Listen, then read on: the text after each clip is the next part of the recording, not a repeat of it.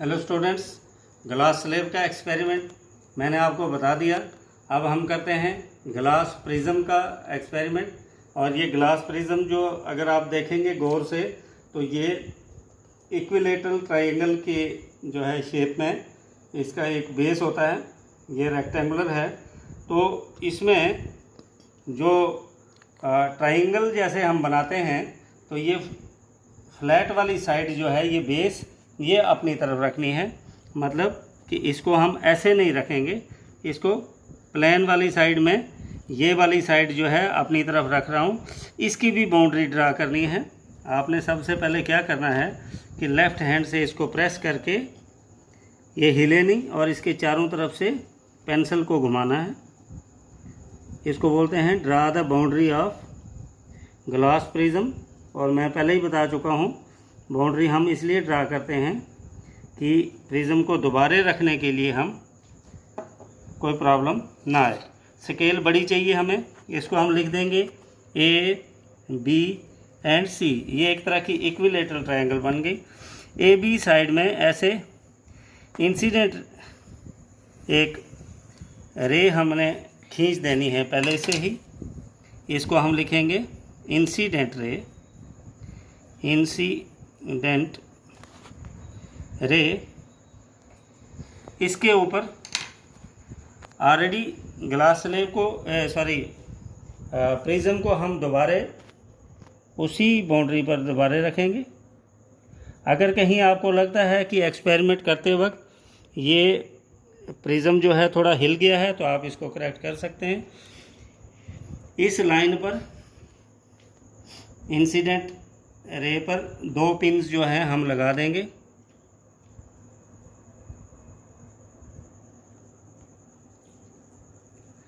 और अगर board hard होगा तो इसकी एक और प्रिकॉशन है, डोंट हैमर द पिन्स। देखो मैं ऊपर से मुझे भी लग रही थी तो मैंने स्केल से इसको दबाया। अब एक पिन और आपने हाथ में लेनी है और ध्यान रहे कि एसी वाली साइड में आना है। ये एबी वाली साइड थी, ये एसी वाली साइड है। एसी वाली साइड में आप अपनी गर्दन को इस तरह से सेट करें कि यहाँ से अंदर से आपको ये 2 पिन्स कहीं इधर नज़र आएंगी। इन 2 पिन्स की सीध में आपने तीसरी पिन लगानी है।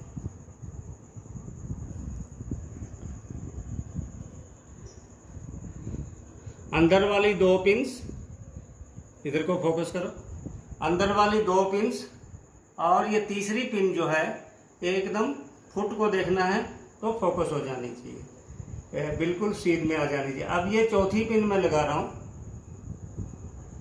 अंदर वाली 2 और ये बाहर वाली 2। अंदर वाली 2 की इमेज और इनको इस तरह से, यही सबसे बड़ा इम्पॉर्टेंट काम है।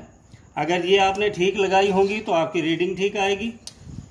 अगर ये गलत लगाई होंगी तो आपका लॉ प्रूव नहीं होगा। आप इसको चेक कर सकते हैं।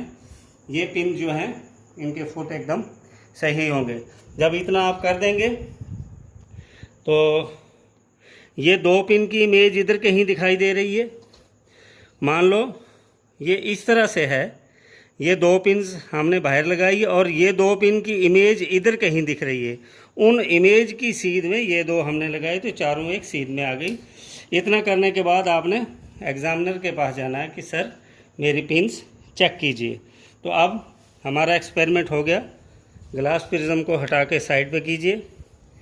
इसको निकालते हैं, एन सर्कल किया, इसको लिखेंगे P1, इसको लिखेंगे P2, इसको लिखेंगे P3, इसको लिखेंगे P4।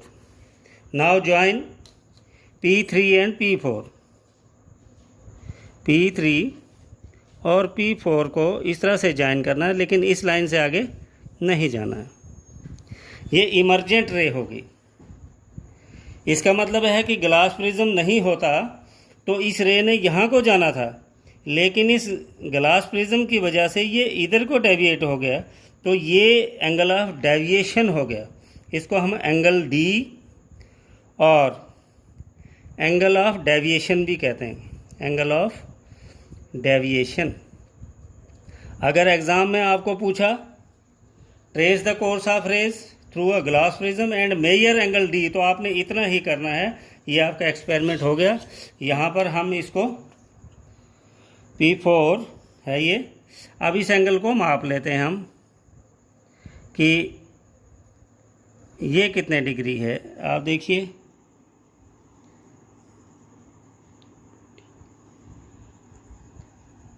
एग्जैक्ट ऑलमोस्ट ये 40 डिग्री आ सकता है, 39 या 40 डिग्री।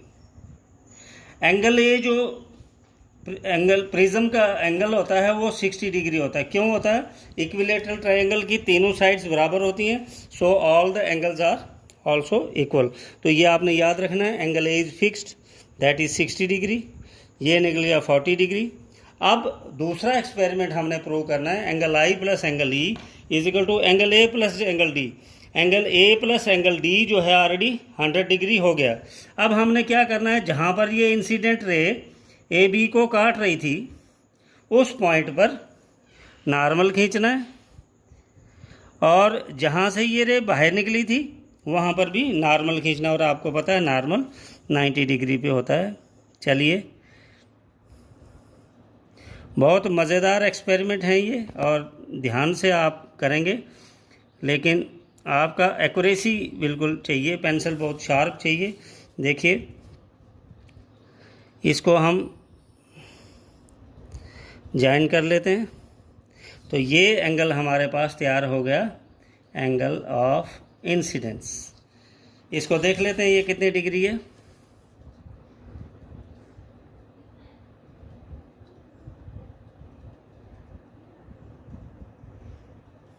इसको हम 45 लेकर चलते हैं, 45 डिग्री। और दूसरा जो है नॉर्मल हमने यहाँ पे खींचना है,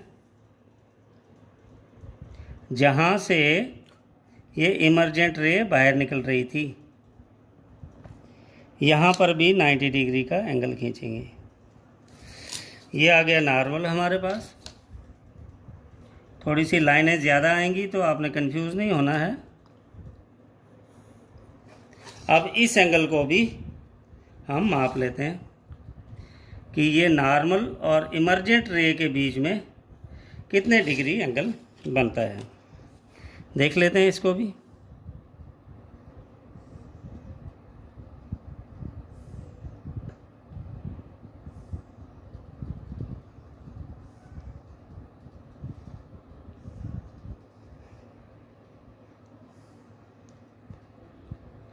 तो ये 55 डिग्री बन रहा है ऑलमोस्ट। जो है आप देखेंगे इसको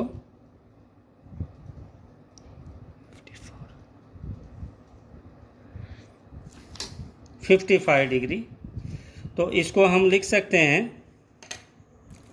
थोड़ा सा। अब एंगल ऑफ डेविएशन आपको पता चल गया, तो एंगल ऑफ डी जो है हम अलग से लिख देंगे। यहाँ पर angle D is equal to 40 degree है, और ये एंगल ई जो है वो 55 डिग्री।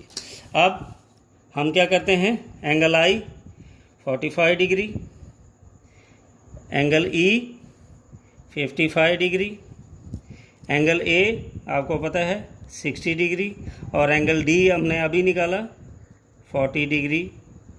रिज़ल्ट क्या प्रूव करना हमने, angle I plus angle E is equal to angle A plus angle d. I है 45 degree plus 55 degree is equal to 60 degree plus 40 degree. देख लीजिए 55 एंड 45 100 डिग्री, और 60 एंड 40 भी 100 डिग्री।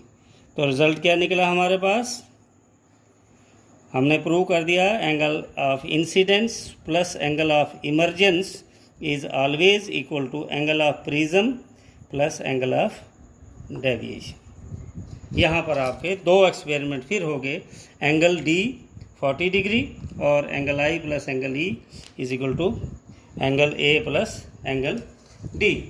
तो ये था डियर स्टूडेंट्स दूसरा एक्सपेरिमेंट ग्लास प्रिज्म का।